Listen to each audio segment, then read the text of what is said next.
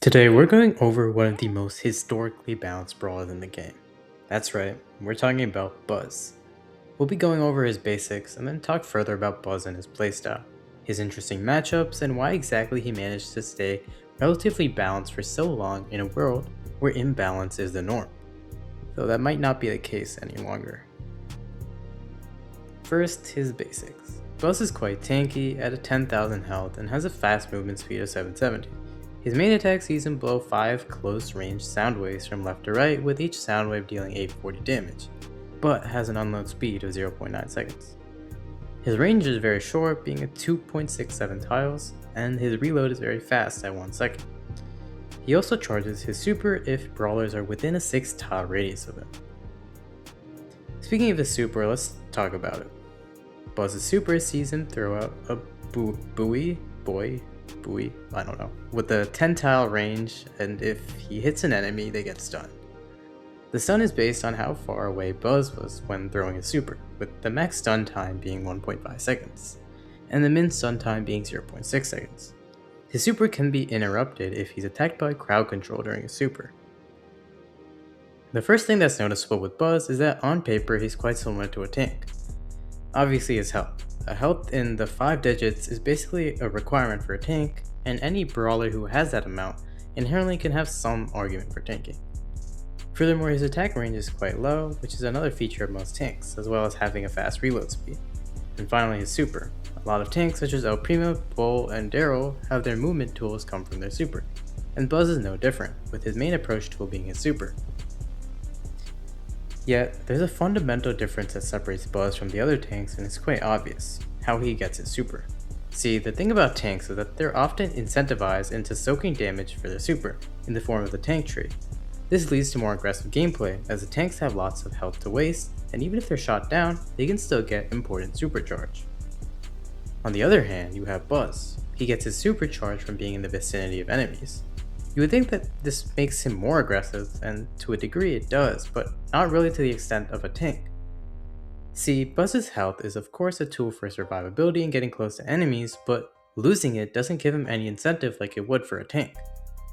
This is why Buzz is even more reliant on walls than tanks, as he uses them to charge his super behind, so he doesn't have to directly engage with the enemy and risk the loss of his health, while also being close enough to the enemy to actually get his super.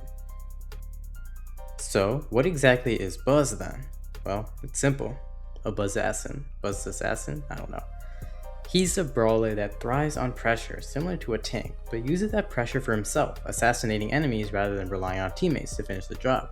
What makes his pressure uniquely potent, of course, is his ability to stun. Stunning may just be the most broken ability in the game if you think about it. An ability that prevents your opponent from doing anything for a few seconds in a game like Brawl Stars should be broken, and it often is.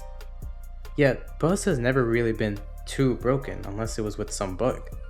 Yes, he was definitely one of the best brawlers in the game for a while, but he was never game breaking. So, how was he balanced? Well, before we get to that, we have to first talk about his super. Buzz's super basically makes him. Without it, Buzz is useless. His horrendous range and mediocre DPS basically prevent him from doing anything of value, which is another reason why his health is so high.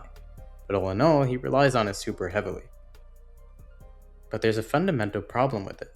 It's actually pretty difficult to hit with the width of 1 tile. This makes actually hitting it a nerve-wracking task, as missing can set you back a lot. This is why it's often better to hit your super at a closer range.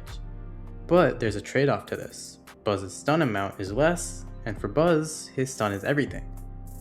But of course, you don't want to risk missing out on your stuns, so it's a difficult trade-off. Buzz's super is actually quite risky when you think about it. The stun that Buzz gets from his super often gives people a false sense of security, which often isn't there. Even with a successful stun, it's important to keep in mind that you're not invincible, and you need to choose your matchups wisely. Furthermore, it's very important to actually keep enough ammo, and not just spam your super when you get it. If you don't have enough ammo after your super, then you're just going to waste your super. Of course, there's still a lot you can do with the super. It's especially good against multiple people, so always be on the lookout if enemies are sticking together. If you can get a double stun and have ammo to spare, then you can start chaining stuns, which can be broken. Furthermore, sometimes Buzz's super can just simply be used as a movement tool to be moving up the map, though this is more common with this gadget.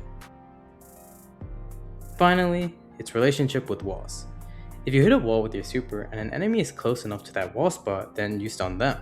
This is really useful, as it removes some of the risk when aiming your super, and gives you a much better chance at hitting enemies. This also actually allows you to stun enemies behind a wall, which may not seem too useful, but in combo with your team can definitely have its niche uses.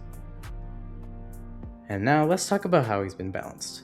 To understand this, we first need to talk about his matchups. First of all, his good matchups. Buzz thrives against two types of brawlers, brawlers with low health and brawlers with low DPS.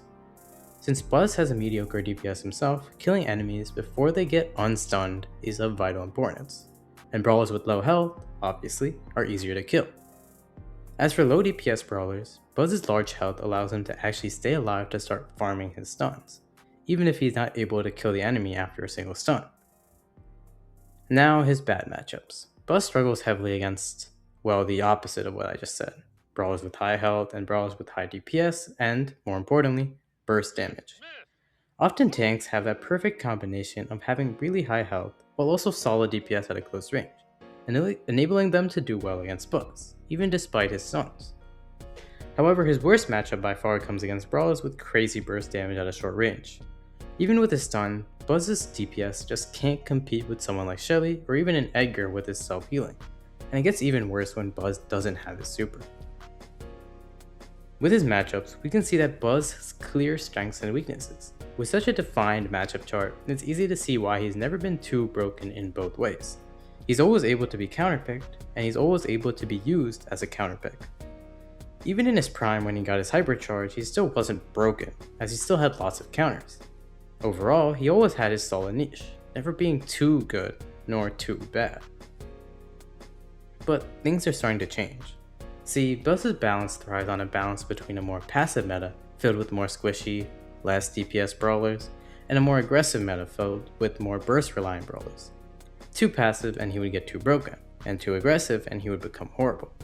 And unfortunately, the meta has gotten too aggressive for him. Brawlers are getting more and more damage, and with the rise of self-sufficiency, even brawlers he typically countered are starting to get tools to counter against him. But that's not all. Another main reason he's falling down the meta is, ironically, his own weakness to crowd control. Like I mentioned earlier, any crowd control effect that's done to him in his super cancels it. This renders his super basically useless and stressed multiple times. He relies heavily on his super. Now let's talk about his unlockables, starting off with his gadgets. Buzz's first gadget is Reserve Buoy, which sees him instantly fill his super meter, but the super will not stun opponents. This is a very useful gadget for him and allows him great extra movement without having to waste its super. However, it's often used incorrectly, as you want to make sure you're nowhere near your supercharge, since all the supercharge you would have saved up would be gone the moment you used it. His second gadget is X-Ray Shades, which allows Buzz to see into all bushes in his charging super area for 12 seconds. Like all bush unlockables, this is very situational, but in a very bushy map, this can be really useful, as well as in combo with his Eye Sharp star power. His first star power is Tougher Torpedo, which increases the minimum duration of Buzz's super stun to 1.1 seconds from 0.6 seconds. This is a really solid star power, but a bit more risky, requiring him to actually hit his super. However, it does help his matchups a bit more, giving Buzz more time to actually deal damage, and as a result, get more supercharge. Buzz's second star power is Eye Sharp, which sees his supercharging area increase by 33%.